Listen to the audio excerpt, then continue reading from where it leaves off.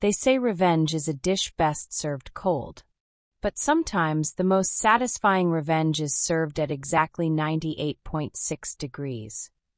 Warm enough to feel like justice, cold enough to destroy everything in its path. My name is Riley Mason. I'm 32 years old, and what happened to me that night still gives me chills.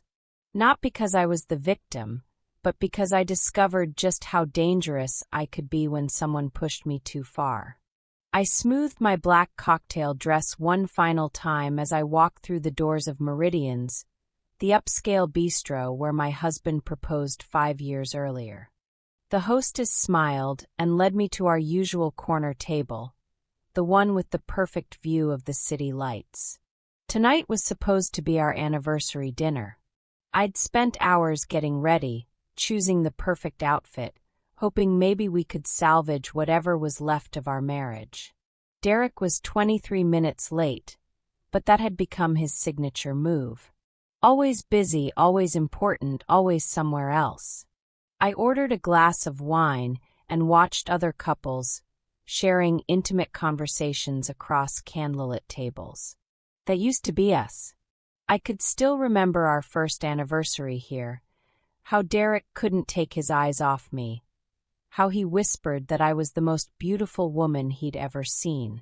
Now I couldn't remember the last time he really looked at me.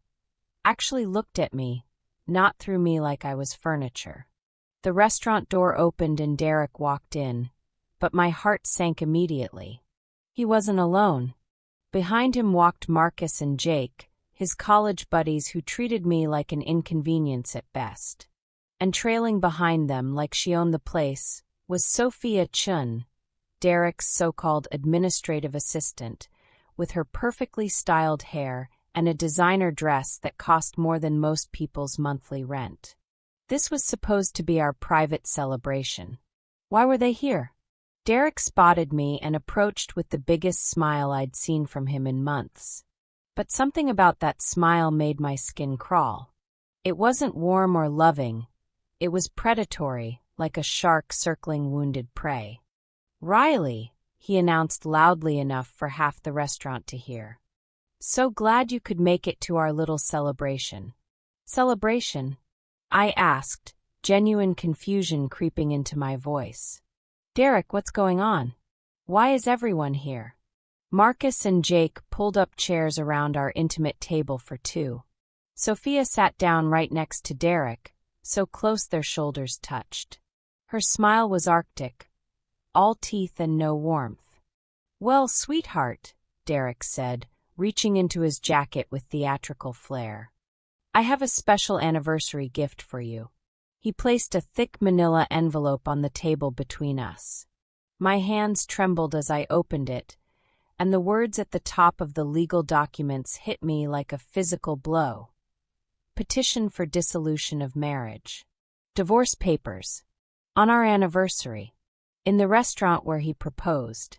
I stared at the documents, reading the same devastating words over and over, but they felt surreal, like someone else's nightmare bleeding into my reality. "Derek," I whispered, my voice barely audible. "What is this?" "It's your freedom, baby," he said, wrapping his arm around Sophia's shoulders. "And mine too." Marcus raised his wine glass high in the air like he was at a fraternity party. "Gentlemen, let's toast Derek's new beginning." "To his upgrade," Jake shouted, grinning at Sophia like she was a prize he'd won. "To the woman who actually deserves him," Marcus added with a cruel laugh. They clinked glasses while I sat frozen, feeling the stares of other diners burning into my skin. A couple at the next table looked horrified. An elderly woman near the bar had her hand pressed over her mouth in shock. Sophia leaned forward, her voice dripping with fake sympathy. "Don't look so devastated, Riley. You'll find someone eventually. Someone more your speed." The three of them erupted in laughter, like my pain was the most entertaining thing they'd witnessed all week. The sound of their amusement echoed through the restaurant, each laugh another nail in the coffin of my dignity. I looked down at the divorce papers again. My name was already typed in. All the legal language was perfectly formatted. Derek had planned this moment with the precision of a military operation. My complete and utter humiliation in the place where we'd promised to love each other forever. But then something strange happened. My hands stopped shaking. A cold, calculating calm settled over me like armor. I picked up the pen Derek had thoughtfully provided. "You want me to sign these?" I asked quietly. "Right here, right now," Derek said with satisfaction. "Let's make it official." I signed my name on every required line with careful precision. Then I folded the papers neatly and handed them back to Derek. "Thank you," I said, rising slowly from my chair. "Thank you all for making this so much easier than I expected." I smiled at each of them in turn. Derek's triumphant expression flickered with confusion. Marcus and Jake stopped laughing. Sophia's confident smirk began to waver. "You have absolutely no idea what you've just done," I said softly, my voice carrying a promise that made Derek's face pale slightly. But that's not where this story really begins. To understand what happened that night, we need to go back 6 months earlier, when I was still living in a dream. Or maybe it was more like sleepwalking through my own life, trusting completely in a marriage that was already dead. I thought Derek and I were just experiencing a rough patch. All marriages have them, right? That's what I told myself every morning when I woke up to an empty bed, because he'd already left for his real estate development meetings. That's what I believed when he started working late every night, when his phone was always face down on tables, when he suddenly developed an interest in expensive cologne and gym memberships.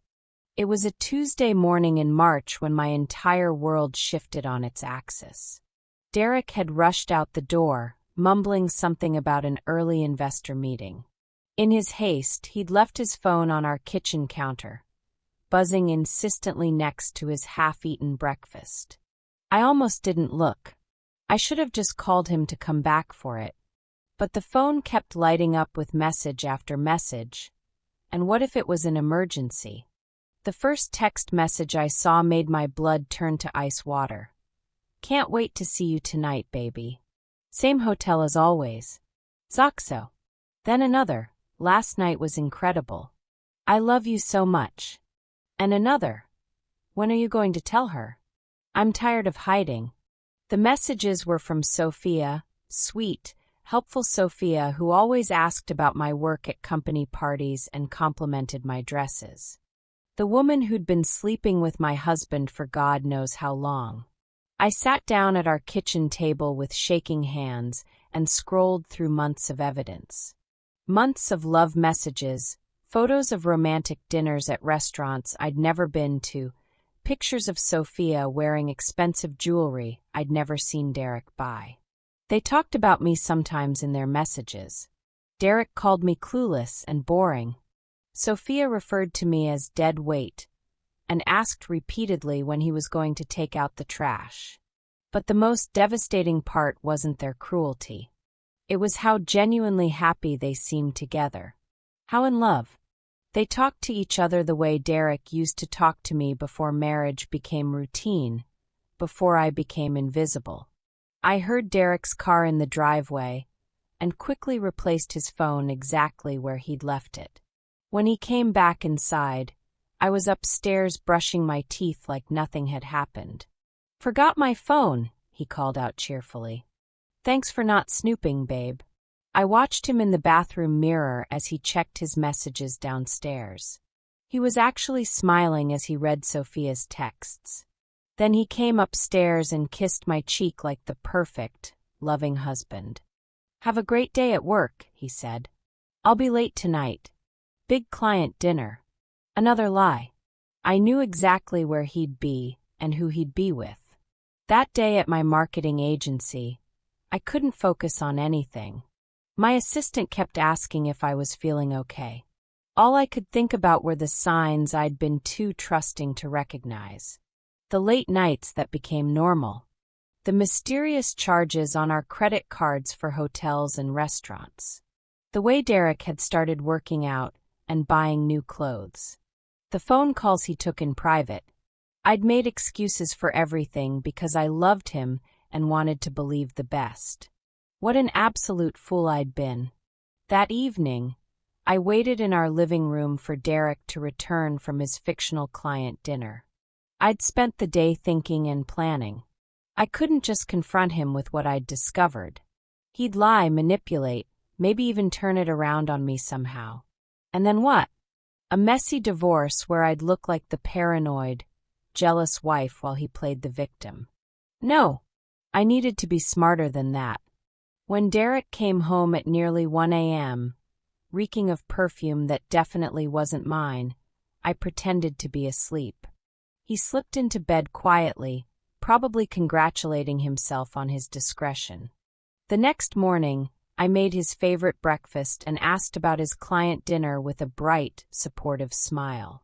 He spun an elaborate story about a difficult investor and a restaurant that I later verified had been closed for renovations all week.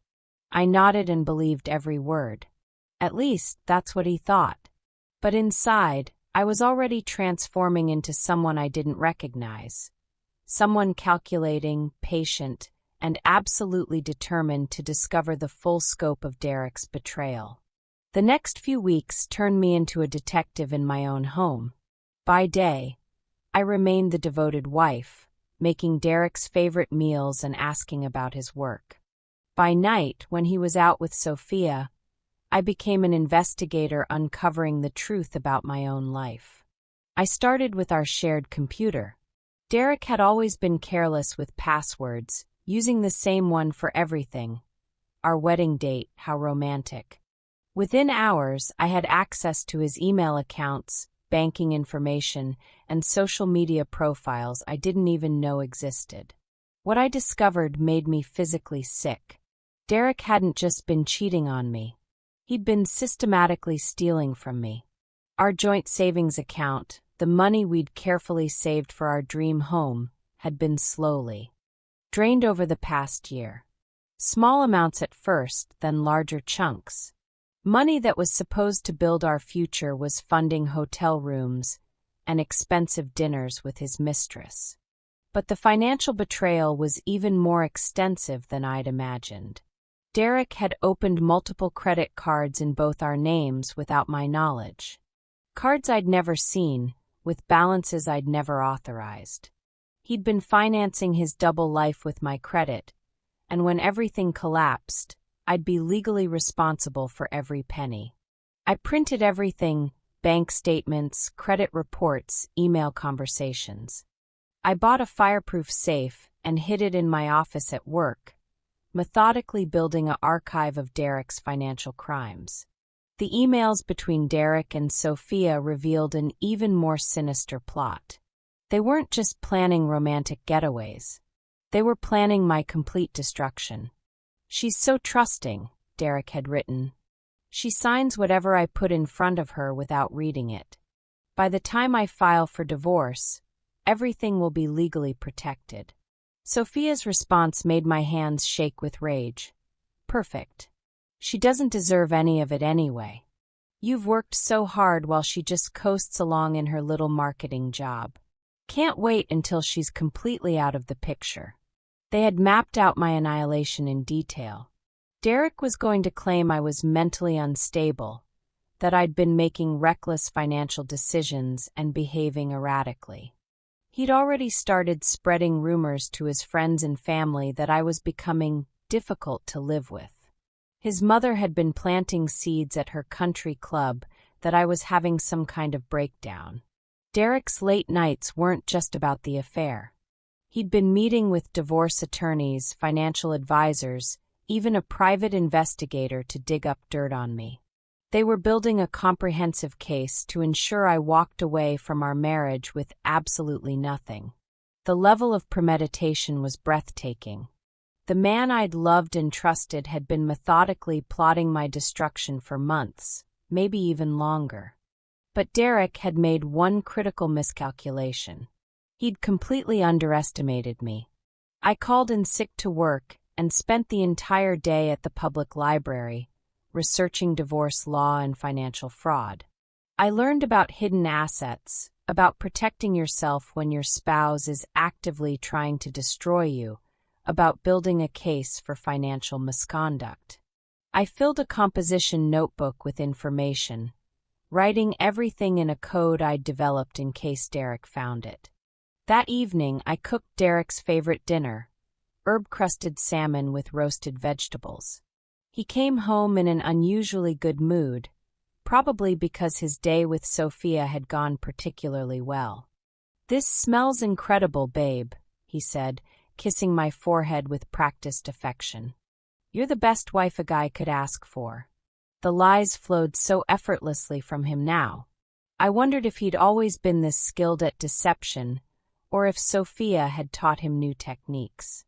"How was your day?" I asked, serving his plate with a loving smile. "Exhausting," he said, cutting into the salmon. "Dealing with some really challenging investors. You know how it is." I nodded sympathetically. "That sounds incredibly stressful. Maybe this weekend we could spend some quality time together. It feels like we haven't connected in forever."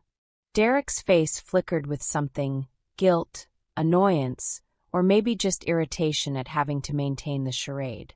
"Actually, I have to work this weekend. Major project deadline." Another lie. I'd already seen his emails with Sophia about their romantic mountain getaway. "Of course," I said, understanding. "Work comes first." "I completely understand." After dinner, Derek disappeared into his home office to catch up on paperwork. I could hear him on the phone, his voice low and intimate, probably telling Sophia about his day, maybe even laughing about how completely oblivious his wife was to their plans. I cleaned the kitchen methodically and went upstairs to our bedroom. Hidden in my nightstand drawer, underneath old magazines, was a business card I'd acquired that afternoon. Jonathan Rivers, attorney at law, specializing in complex divorce cases. Tomorrow, I would make a phone call that would change everything. Jonathan Rivers's office was nothing like the intimidating legal fortress I'd imagined. Instead of dark wood and leather, it was bright and welcoming, with family photos on his desk and living plants by the windows. Jonathan himself was younger than I'd expected, maybe early 40s, with intelligent eyes and a calm demeanor that immediately put me at ease. "Riley," he said, standing to shake my hand. "I'm so glad you reached out. Your father spoke of you often before he passed. He'd be incredibly proud of how you're handling this situation." I'd almost forgotten that Jonathan had known my family. Dad had mentioned him years ago. They'd gone to law school together before Dad became a federal judge. Having that connection made me feel less alone in this nightmare. "I brought everything," I said, placing a thick folder on his desk. Bank statements, emails, credit reports, photographs. Derek thinks he's been so clever, but he's left a paper trail everywhere. Jonathan spent over an hour methodically reviewing my documentation, his expression growing more serious with each page. Finally, he looked up at me with something approaching admiration. "Riley, this is extraordinarily thorough work. Most people discover maybe half of what you've uncovered, and they certainly don't document it this comprehensively." "I'm a senior marketing executive," I explained. "Research and strategic planning are literally my job. I just never imagined I'd be using those skills to investigate my own husband." "Derek has made several critical legal errors," Jonathan continued. "First, using marital assets to fund an extramarital affair constitutes dissipation of marital property. Second, opening credit accounts in your name without authorization is textbook fraud. And third," he held up a printed email, "these messages demonstrate clear intent to commit perjury in divorce proceedings." I felt a surge of vindication. So I can protect myself? More than that, we can go on the offensive. Jonathan leaned back in his chair. But I need to warn you, this won't be simple or easy. Derek clearly believes he holds all the advantages. When he realizes you've been building a case against him, he's going to become desperate. And desperate people make dangerous decisions. Over the next 2 weeks, Jonathan and I constructed an ironclad legal strategy. We immediately froze the joint accounts Derek had been plundering, which meant his credit cards would start getting declined. We filed protective orders for my individual assets and credit. Most importantly, we began investigating Derek's business dealings. That's when we uncovered Derek's problems extended far beyond adultery and financial fraud. His real estate development company had been systematically cutting corners on construction projects, using substandard materials and bribing building inspectors. There were safety code violations, environmental violations, and elaborate tax evasion schemes. Marcus and Jake weren't just drinking buddies. They were his partners in a sophisticated network of illegal business practices. "Your husband has been very busy," Jonathan said during one of our strategy sessions. "If the authorities launch a full investigation into his business operations, he could face serious federal criminal charges." Meanwhile, at home, Derek was becoming increasingly careless and cruel. He'd started bringing Sophia to company events, introducing her as his invaluable assistant, while I stayed home with mysterious illnesses. His mother had begun calling me directly, making passive-aggressive comments about how I wasn't making Derek happy, and suggesting I should step aside gracefully. "You know, dear," his mother said during one particularly nasty phone conversation, "some women simply aren't cut out for marriage. Maybe you should focus on your little career, and let Derek find someone more suitable." I agreed with her completely, playing the role of the defeated wife while documenting every conversation, every insult, every attempt to make me feel worthless. Derek had stopped coming home most nights, not even bothering with excuses anymore. He'd arrive in the morning, shower, change clothes, and leave again. We barely spoke except when he needed something, a shirt pressed, a meal prepared, or documents signed for his business ventures. I signed everything he put in front of me, just like always. But now I was photographing every document first, building evidence of his attempts to hide assets and manipulate our financial situation. The hardest part was pretending everything was normal in public. At his company's spring charity gala, I watched Derek and Sophia dance together while I sat alone at our table. Other wives gave me pitying looks, whispering behind their hands about my situation. But I wasn't the pathetic, abandoned wife they thought I was. I was a woman with a plan, gathering strength and evidence for the battle that was coming. Derek had no idea that his perfect victim was about to become his most dangerous enemy. The call came on a Monday morning, while I was reviewing quarterly projections at work. Derek's voice was cheerful, almost giddy, which immediately triggered my internal alarm system. "Hey babe, I've been thinking about our anniversary next week. We should do something really special this year." I nearly dropped my coffee mug. Derek hadn't remembered our anniversary without multiple reminders in 3 years, and suddenly he wanted to celebrate. "That's wonderful, Derek. What did you have in mind? How about dinner at Meridian's? You know, where we got engaged. I'll make reservations for Friday night." My heart should have warmed at the romantic gesture, but something in his tone made my skin crawl. There was an excitement there that didn't match his words, like he was planning a surprise party instead of an intimate dinner. "That sounds absolutely perfect," I said. "Just the two of us?" "Of course. Just you and me celebrating 5 amazing years together." After he hung up, I stared at my phone for a long moment. Derek was planning something, and it definitely wasn't a romantic reconciliation. I called Jonathan immediately. He's going to serve you with divorce papers, Jonathan said without hesitation. At your anniversary dinner, in the place where you got engaged.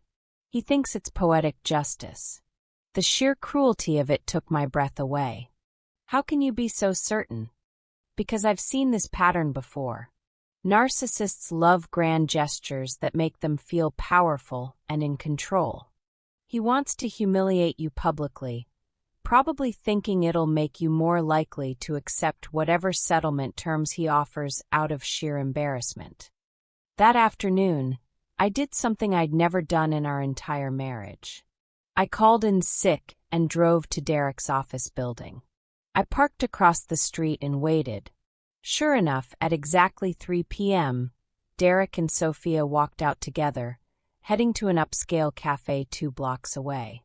I followed them, staying far enough back to avoid detection. They sat at a corner table, and even from a distance, I could see how animated Derek was. He was gesturing excitedly while Sophia laughed and clapped her hands like he'd just told her the most amusing story in the world.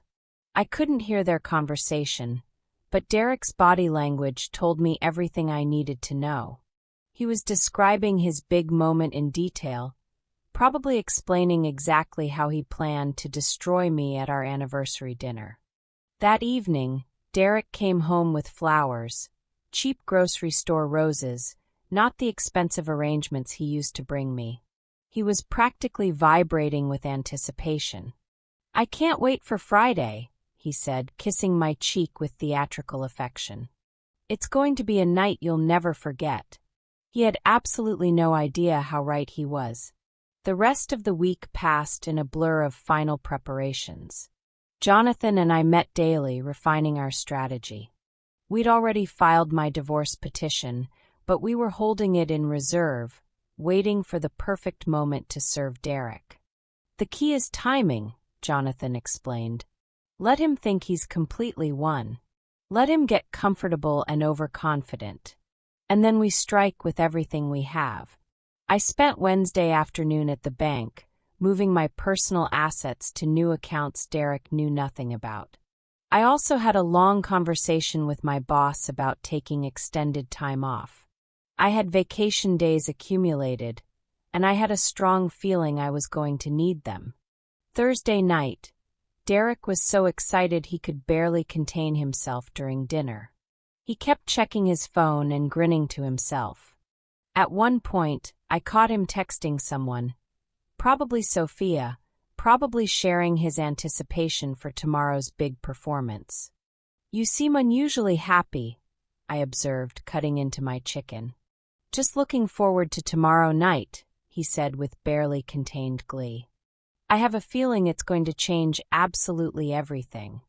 "I hope so," I replied, and I meant it with every fiber of my being. That night, after Derek fell asleep, I went to my home office and opened my laptop one final time. I had audio recordings of Derek's phone calls, screenshots of hundreds of emails, and documentation of every lie he'd told me over the past 6 months. Everything was organized, labeled, and ready for legal presentation. I also had something Derek didn't know about: a small, professional-grade recording device that Jonathan had helped me obtain. Tomorrow night, when Derek thought he was delivering his crushing final blow, I'd be capturing every word for the divorce proceedings. But even more importantly, I'd downloaded an app that would let me live stream directly to my social media accounts. Derek wanted to make our anniversary unforgettable. He was about to get exactly what he wished for. I looked at myself in the bathroom mirror before bed. Tomorrow night, the woman staring back at me would be free. Not just from Derek and his lies, but from the constant anxiety, the pretending, and the soul-crushing feeling that I somehow wasn't good enough. Derek wanted to make our anniversary a public spectacle. He was about to discover what a real spectacle looked like. And now we're back to that moment at Meridian's, with Derek's triumphant smile frozen on his face as he stared at me in confusion. The silence in the restaurant was absolutely deafening. Thomas and Marcus had stopped mid-toast, their wine glasses suspended awkwardly in the air. Sophia's confident smirk was wavering like a candle in the wind. I reached into my purse and pulled out my phone, setting it prominently on the table where everyone could see it. The red recording light was blinking steadily. "Thank you all for that absolutely wonderful performance," I said, my voice steady and crystal clear. "I hope you don't mind that I've been recording every single word." Derek's face went completely white. "Riley, what are you?" "Shh," I interrupted, holding up one finger. "I'm not finished yet. You see, while you've all been celebrating Derek's brilliant plan to humiliate and destroy me, I've been doing a little planning of my own."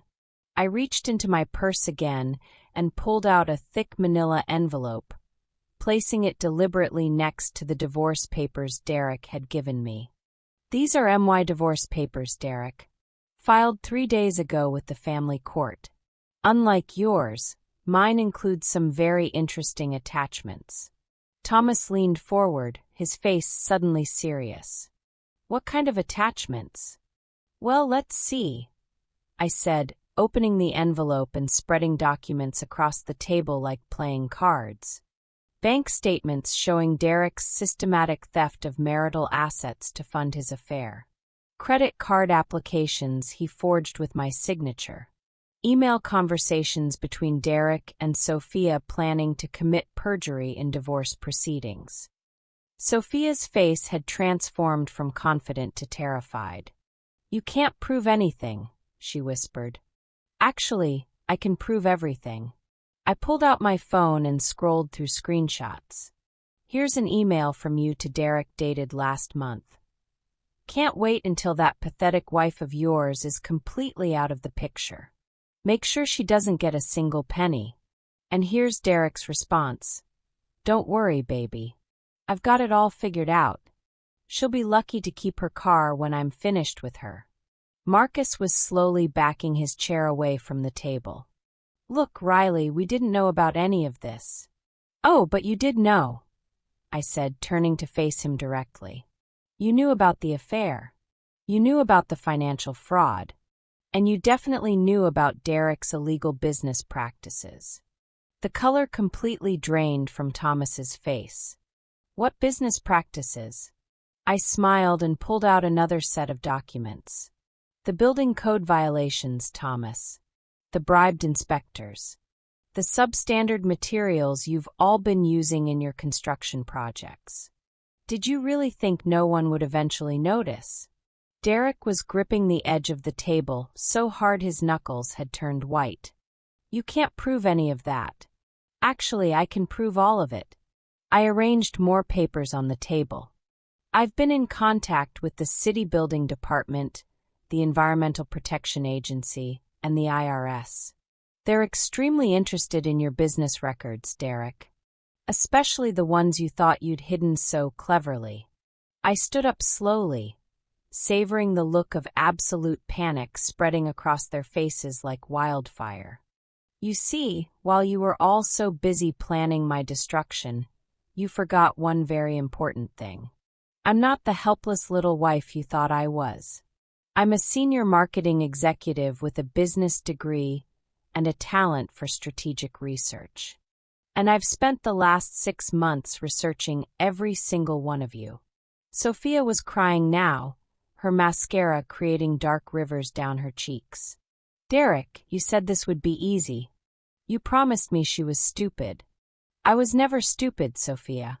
I was just in love with a man who didn't actually exist." I looked directly at Derek. "The man I married was kind and honest, but that man was just an elaborate performance, wasn't he? The real Derek is sitting right here, a liar, a thief, and a fraud." Derek finally found his voice, though it came out as a strangled whisper. "You can't do this to me, Riley. I'll fight you. I'll make your life absolutely miserable." "No, Derek. You won't." I picked up my phone and showed him the screen. "Because while we've been having this lovely conversation, I've been live streaming everything to my social media accounts. Your friends, your family, your business associates, they're all watching right now. The blood completely drained from Derek's face as the full implications hit him. His reputation, his business, his carefully constructed future. All of it was crumbling in real time, broadcast to thousands of people. "Oh, and one more thing," I said, gathering my papers with deliberate calm. "Federal investigators will be at your office first thing Monday morning with search warrants. I'd suggest you spend the weekend finding an excellent criminal defense attorney. You're going to need one." I picked up my purse and walked toward the restaurant exit, leaving them all sitting in stunned, absolute silence. Behind me, I could hear Derek's phone buzzing incessantly as notifications poured in from people who'd been watching the live stream. The sound was like music to my ears. 6 months later, I sat in my new apartment overlooking Central Park, sipping morning coffee and reading the news on my tablet. The headline made me smile with deep satisfaction. Sterling Development Company executives sentenced in federal fraud case. Derek had received 3 years in federal prison. Thomas got 2 years. Marcus, who had cooperated with prosecutors in exchange for leniency, received 18 months of probation. The company had been completely dissolved, their assets seized to compensate investors and victims of their construction fraud. But the real satisfaction wasn't in their punishment. It was in how completely and utterly their world had imploded after that night at Meridian's. The live stream had been viewed over 2.3 million times. Derek's humiliation had gone viral, shared across social media platforms with comments like, "This is what happens when you underestimate your wife," and "She played chess while he was playing checkers." The video had been picked up by news outlets as an example of divorce revenge done right. Within hours of the stream ending, Derek's phone had been ringing constantly. His mother called, screaming about the family's reputation being destroyed. His business partners demanded immediate explanations. Clients started canceling contracts by the dozen. The carefully constructed image Derek had spent years building crumbled in a single evening. Sophia had lost her job within 24 hours. No law firm in the city would hire her after the scandal broke. Last I heard, she'd moved back to her hometown in Nebraska, working at her father's struggling insurance agency. All the expensive jewelry Derek had bought her was seized as evidence in the fraud case. The divorce proceedings had been swift and decisive. With all the evidence I'd meticulously gathered, Derek's attorneys advised him to accept my terms rather than face additional criminal charges for perjury and obstruction of justice. I kept the house, most of our assets, and my dignity intact. Derek kept his legal bills and his prison sentence. My phone buzzed with a text from Jonathan Rivers. "Saw the news about the sentencing. How are you feeling?" I typed back, "Like justice has finally been served." Jonathan had become more than just my attorney during this ordeal.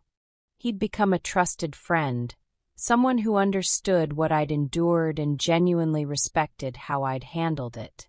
We'd had dinner several times.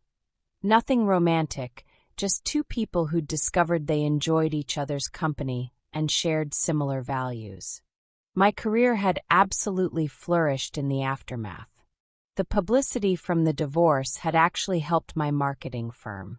Clients were impressed by my strategic thinking, attention to detail, and ability to execute complex long-term plans under extreme pressure. I'd been promoted to senior partner and was now working on campaigns for Fortune 500 companies. But the most profound change was the peace I felt every single day. For the first time in years, I woke up each morning without anxiety, without wondering what lies I'd discover or what cruel surprise awaited me. My apartment was entirely mine, decorated exactly the way I wanted, filled with books and plants and artwork that brought me genuine joy. I'd also reconnected with friends I'd lost touch with during my marriage. Derek had slowly but systematically isolated me from people who might have seen through his performance.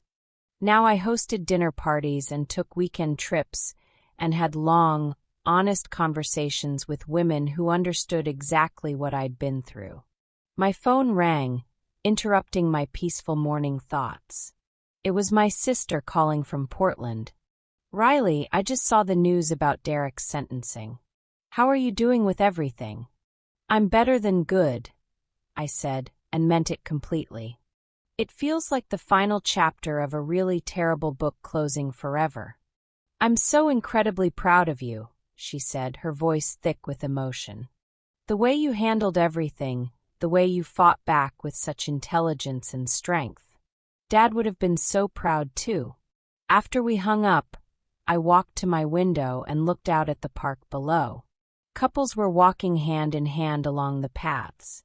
Families were playing with their children on the playground. Joggers were running past, focused and determined. Life was happening all around me, vibrant and real. And for the first time in years, I felt like I was truly part of it instead of just watching from the sidelines like a ghost in my own existence. My laptop chimed with an email notification. It was from a major publishing house that had been following my story closely. They wanted to know if I'd be interested in writing a book about my experience. A practical guide for women going through similar situations, combining my story with actionable legal and emotional advice. I smiled and started typing my response immediately. Maybe it was time to help other women who were trapped in the same nightmare I'd escaped. Maybe Derek's calculated cruelty could be transformed into something genuinely useful, something that could protect others from predators like him. The woman who had signed those divorce papers 6 months ago was gone forever. In her place was someone stronger, smarter, more confident, and completely free. Derek had tried to destroy me, but instead he'd accidentally created something far more dangerous. A woman who knew exactly what she was capable of when pushed too far. And honestly, I was just getting started. Some people think revenge is about getting even. But the sweetest revenge isn't destruction, it's transformation. It's becoming so much more than your enemy ever imagined possible, so much stronger than they ever feared you could be. Derek wanted to break me into pieces. Instead, he forged me into something unbreakable. That night at Meridian's, he thought he was ending my story. He had no idea he was actually writing the first chapter of something much more powerful. The best part? He'll have 3 long years in prison to think about exactly how badly he underestimated the woman he threw away. And I'll be out here, living my absolute best life, helping other women find their own strength, and building something beautiful from the ashes of his betrayal. They say hell hath no fury like a woman scorned. But they're wrong about one thing. This wasn't fury. This was justice. Cold, calculated, perfectly executed justice. And it tasted even sweeter than I'd imagined.